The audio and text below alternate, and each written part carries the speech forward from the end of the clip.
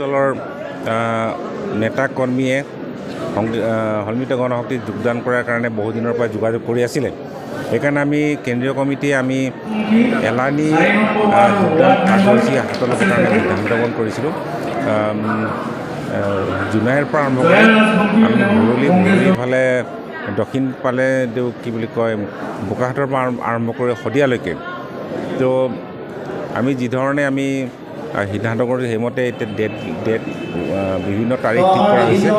আজি বৰ্ণালী ব্লকত এই কাৰ্যসূচী আৰম্ভ হৈছে আৰু বৰ্ণালী যিটো ব্লক সেই ব্লকত প্ৰায় 550জনে আজি ইয়াত যোগদান কৰিছে আৰু আৰম্ভণি খুব সুন্দৰ হৈছে। আৰু ইতিমধ্যে আমি খবৰ পাইছোঁ যে জোনাইত প্ৰায় 1500 বিভিন্ন দলৰ নেতাকৰ্মীয়ে গণশক্তি যোগদান কৰিব আৰু চিচিটমানিতো 500 বিভিন্ন দলৰ নেতাকৰ্মীয়ে বিশেষভাৱে আমি কংগ্ৰেছ জাপ আৰু অগপৰ নেতাকৰ্মীসকলে আগ্ৰহ প্ৰকাশ কৰিছে। আৰু যিহেতু আমি NDAৰ লগত আছোঁ গতিকে আমি বিজেপি দলৰ নেতাকৰ্মীসকলক আমি তেওঁলোকক আমি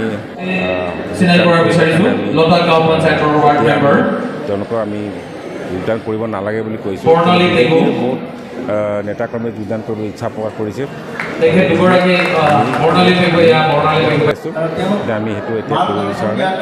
তো বিশেষভাৱে কংগ্ৰেছ দলৰ ওপৰত কংগ্ৰেছ নেতাকৰ্মীৰ আস্থা হেৰুৱাই পেলাইছে আৰু বিশেষভাৱে কংগ্ৰেছৰ কোনো নেতা নাই আৰু কংগ্ৰেছে কি কৰিব তেওঁলোকৰ কোনো যিটো পলিচি ঠিক নহয় আৰু পলিচি তেওঁলোকে গ্ৰহণ কৰিব পৰা নাই আৰু তেওঁলোকৰ এটা গ্ৰহণযোগ্য নেতা তেওঁলোকে বিচাৰি পোৱা নাই।